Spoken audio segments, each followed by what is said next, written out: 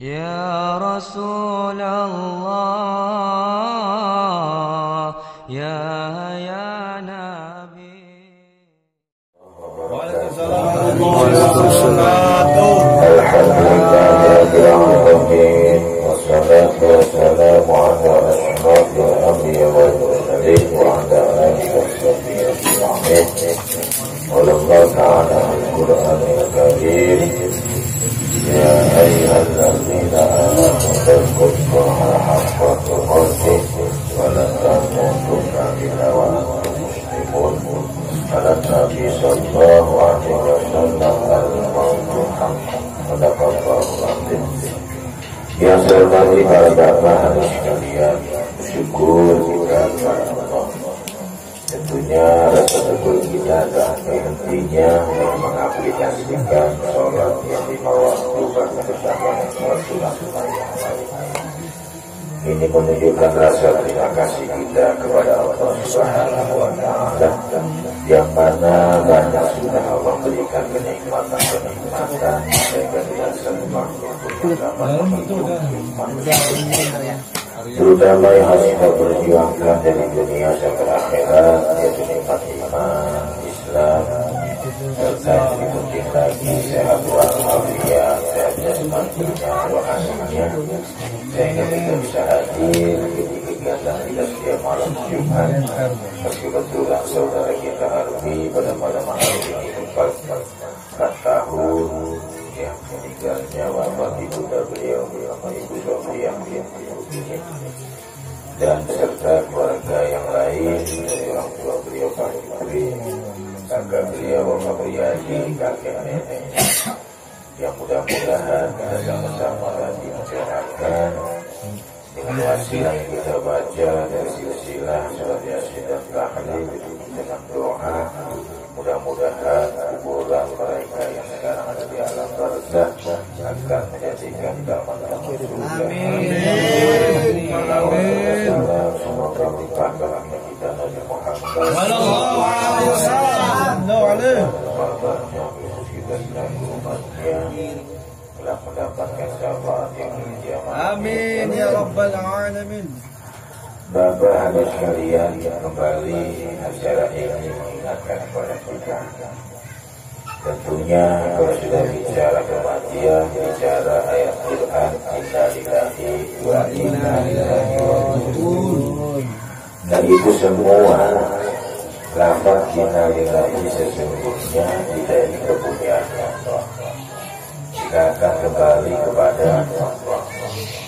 Di dalam Al-Quran kita diperintahkan oleh Allah, ya ayyuhalladzina amanu taqullaha haqqa tuqatih wa la tamutunna illa wa antum muslimun.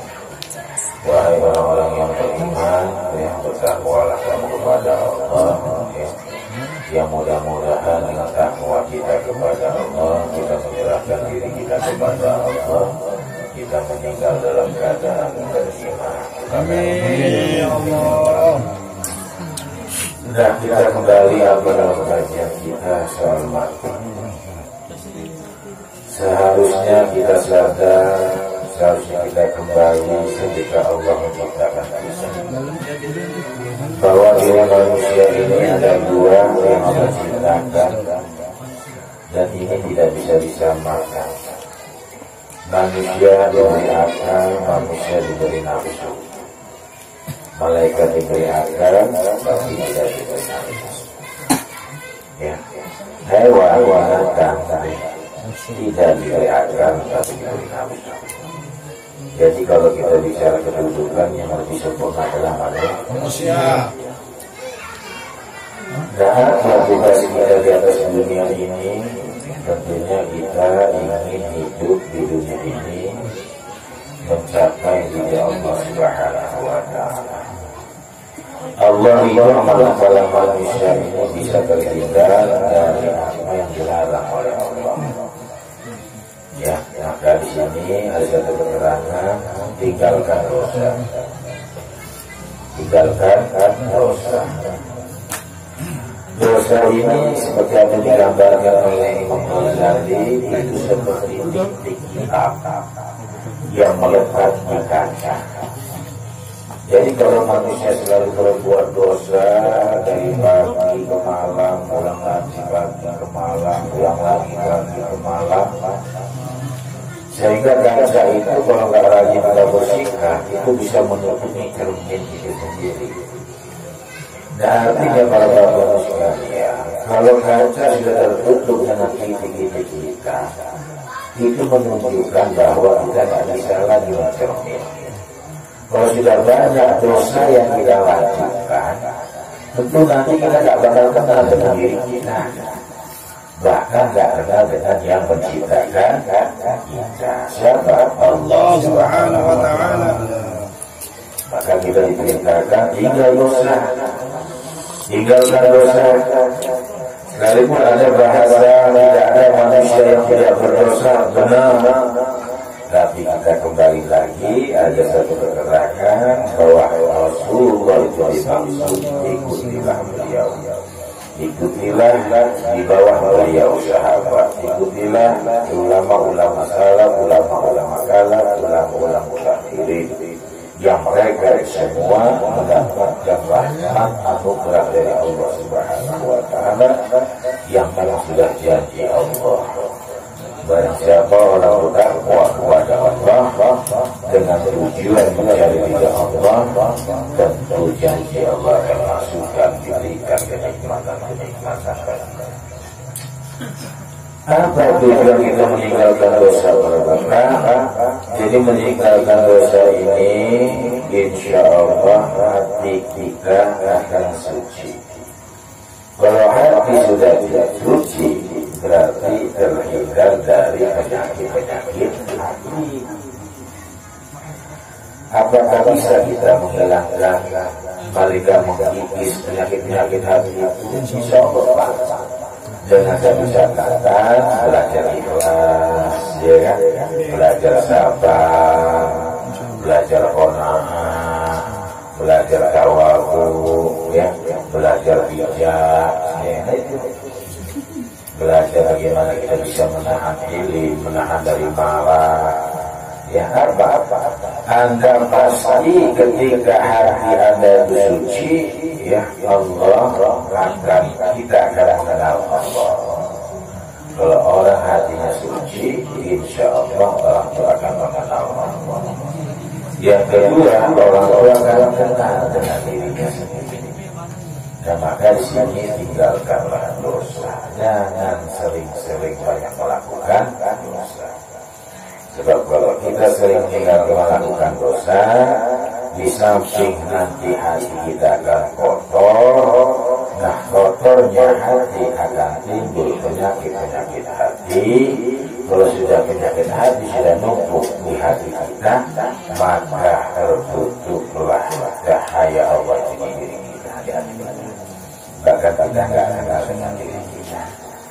Nah kalau sudah bicara hati sudah suci, ya, kita gambarkan ulama-ulama dulu sampai wali-wali Allah luar biasa. Kunci yang pertama mereka bisa mencapai tingkat wali. Di antaranya Rasulullah ngomong jangan sampai itu banyak uzon terhadap orang. Ya, yang penting kita ada uzon aja.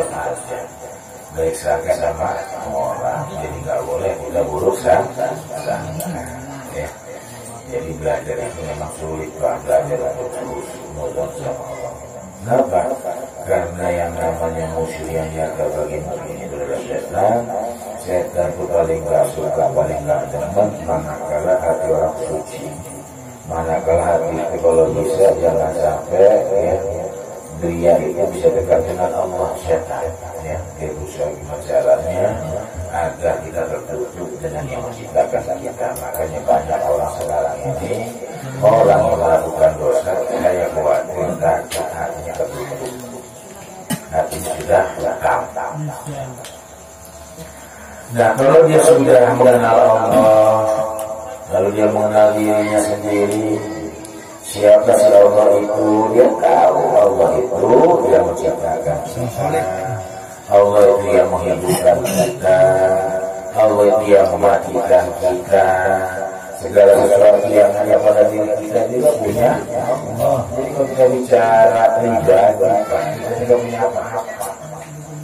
Ya, lalu Allah ciptakan kita di atas dunia ini yang menyelamatkan diri kita ini kembali lagi diri kita sendiri.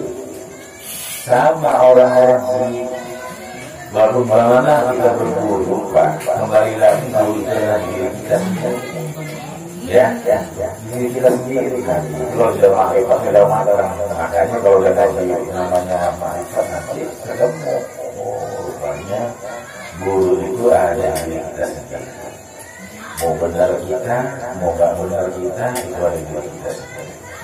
Nah makanya ini wasilah jalan belajar ini setelah kita tahu, nah kita pilih. Kalau Allah menciptakan akal kita dengan sempurna, seharusnya kita bersyukur sama Allah. Bisa kita ibadah kepada Allah itu luar biasa. Di zaman sekarang ini Pak, kalau urusan ibadah ini kalau dia bisa awet istiqomah ibadahnya, sholat 5 waktu gak tinggal aja itu udah masih asing itu. Di zaman sekarang ini, apalagi sekarang ini ya, udah corona susah apa-apa susah. Bisa susah semua, susah ketemu dengan Allah, tidak ingat dengan Allah, susah itu Pak. Manusia kalau sudah ingat dengan Allah itu kalau susah-susahnya masih miskin. Ketika ada manusia yang tidak ingat dengan Allah, dia akan miskin, lebih kita tidak punya harta. Maksudnya kalau punya harta Pak, daripada kita tidak punya Allah, itu paling miskinnya orang. Ya, karena kita nggak punya beras, orang ini nggak punya beras, kita nggak punya apa. Dan kalau kejujuran, kenapa kita mau bisa korban begitu lagi pula siang malam, dunia bisa bersih, ya kan? Untuk mencari sebuah nasib, tapi untuk mengabdikan diri kepada Allah, jangan mau waktunya sudah diberikan oleh Allah, ya. Yang dikatakan dalam Quran jelas sekali. Kalau sholat itu sudah ada waktu-waktunya bagi orang-orang beriman. Waktu sholat itu, waktu itu sudah istirahat, Pak. Istirahat buat kita agar kita ini sudah jangan dituntut nanti. Badan kita untuk ibadah, semua untuk ibadah kepada Allah. Nah, kalau kita tahu siapa Allah yang telah menciptakan kita, nanti kita akan tahu siapa dia. Siapa dia kita ini. Ya, sehingga apa hak Allah dia tahu. Oh ini perintah Allah, melarang Allah. Nah kita sebagai manusia menjalankan kewajiban apa yang diperintahkan oleh Allah. Jadi apa yang diwajibkan bagi kita itu hak Allah ya. Apa yang diwajibkan oleh Allah itu hak Allah. Ya kita menjalankan kewajiban yang kewajiban dibuat kita hak Allah. Dari mana kita? Nah, sadar tidak. Itu jangan langsung berpikir hidup di dunia sudah besar ini. Nanti juga tua. Kita harus tahu itu proses dari mana kita, ya. Dari alam yang gelap, nanti masuk ke alam yang gelap lagi. Alam lahir gelap, maka alam yang ini tumbuh gelap lagi. Ya, nanti ke situ. Dari mana kita? Nah, kembali lagi bahwa kita ini tiba-tiba ada di atas dunia ini sudah mengendap oleh Allah. Ya waktu wasilahnya ada orang tua kita. Lalu sudah di mana kita enggak kemana dia tujuan hidup bukan tujuan dia terminal ini bukan. Kalau orang mungkin itu tujuannya enggak kemana ini hendak menghadap Allah apa yang harus kita berbuat di hadapan Allah. Nah serta kemudian siapa kita sadar ya kalau sudah kita ditanya kemudian siapa kita sadar. Berarti kalau kita pikir ya dalam arti kita ingin nanti dari awal memang kita dilahirkan dari sebenarnya tidak punya apa-apa pulang menghadap Allah juga tidak punya apa-apa. Jadi untuk menghiasi kita pulang menghadap Allah itu di dunia ini mumpung masih hidup di dunia inilah karena kalau sudah meninggal dunia ya karena tidak ada ceritanya kalau ada juga jika itu hidup 2 kali di dunia nggak ada. Ya, nggak ada yang namanya orang hidup 2 kali di atas dunia, cuma sekali. Nah sekalinya inilah yang dihiasi dengan perbuatan-perbuatan yang baik. Makanya di dalam Al-Quran Allah sebut, Allah yuhibbul muhsinin, Allah yuhibbul muttaqin. Seperti itu.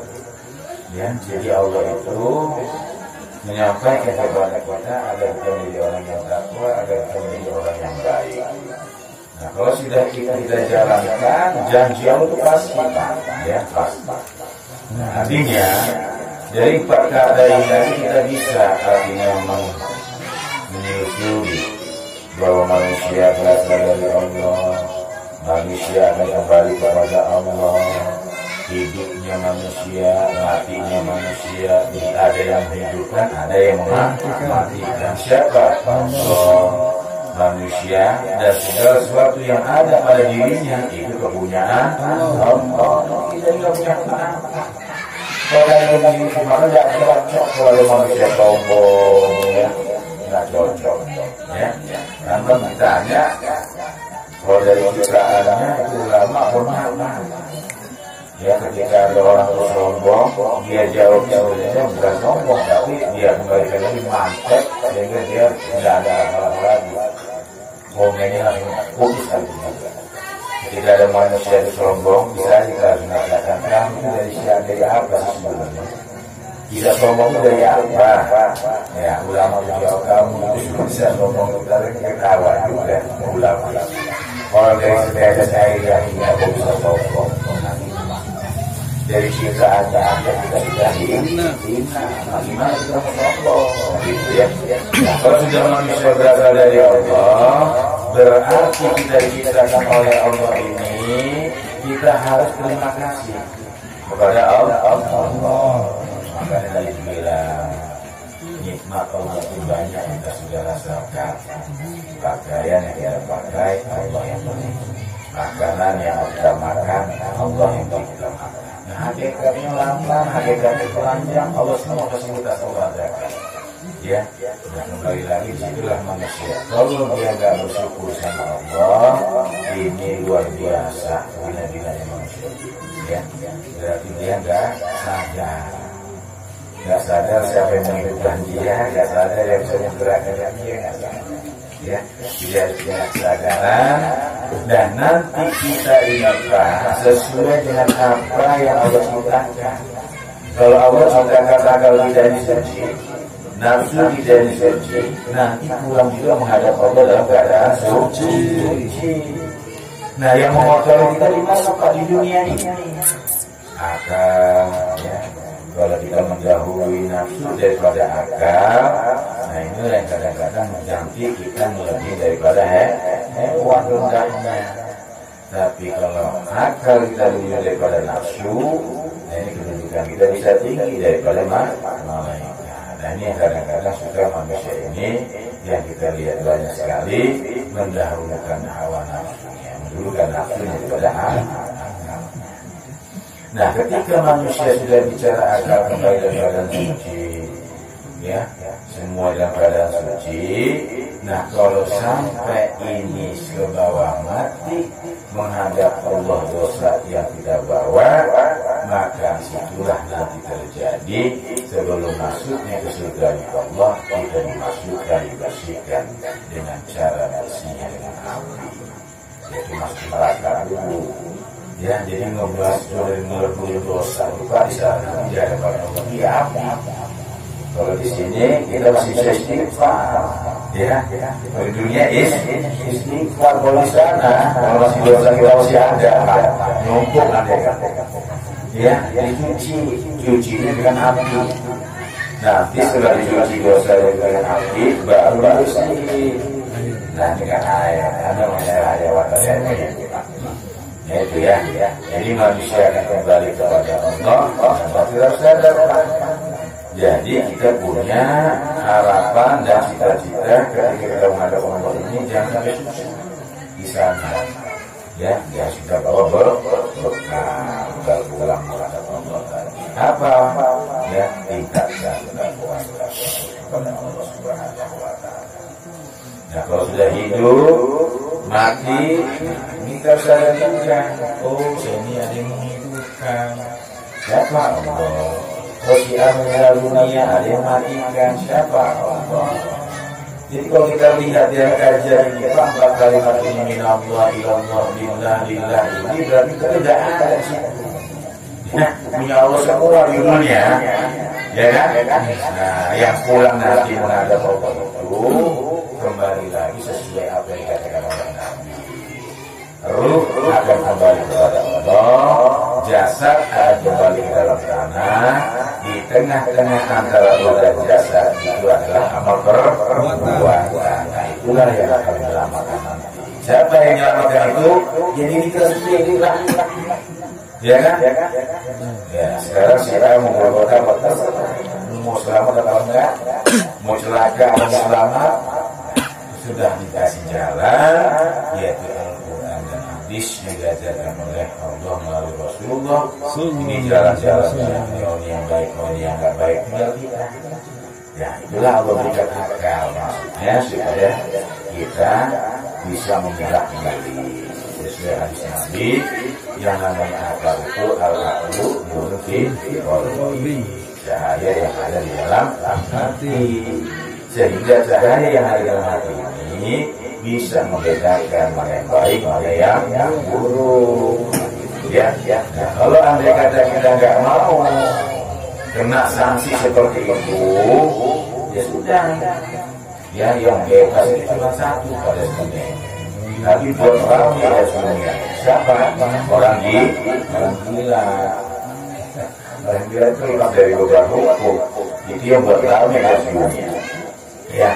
Jadi kalau kita bicara cara apapun bentuk ibadah, ini pasti yang pertama kali dibilang adalah akal. Ya, pasti akal. Kenapa? Karena berputar yang namanya akal ini. Karena orang Islam ini duduk akalnya. Ya, ketika bunyi azan, waktu sholat, akal itu dipahami sama Allah. Ya, nah akal itu tahu panggilan Allah itu yang dikatakan itu bisa membedakan. Jangan pura-pura nggak tahu.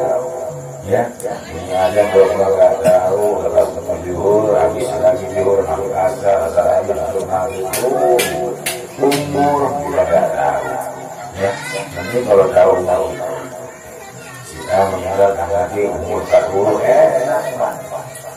nggak tahu ya. Nah itulah meninggal itu sebabnya akan mengatakan meninggalnya seseorang merupakan faktor sakit atau faktor dua ya. Tapi semua adalah ajal yang ditentukan oleh Allah Subhanahu wa Ta'ala. Dan itu semua adalah rahasia oleh Allah Subhanahu wa Ta'ala. Karena itu adalah rahasia Allah bagi orang yang cerdas, tentunya yang dipikirkan tadi, ya besok dia akan mati. Itu aja Pak. Kalau orang itu Pak sampai dia ibadah nggak pernah putus, kan dia tahu. Siang buat ibadah, malam buat ibadah, takut. Ya kalau siang itu mati, malam juga dia takut. Kalau dia takut, malam itu mati. Maka semuanya jadi ibadah. Nah, itu harapan kita. Ya, mudah-mudahan malam hari ini kita sampaikan, kita berpikir lagi merenung. Jadi itu semua bisa jadi kita malas ibadah, mungkin dosa-dosa kita masih ada. Istighfar kita terus, ya Pak. Istighfar itu tidak menentukan dosa. Ya, tapi dengan catatan selalu istighfar.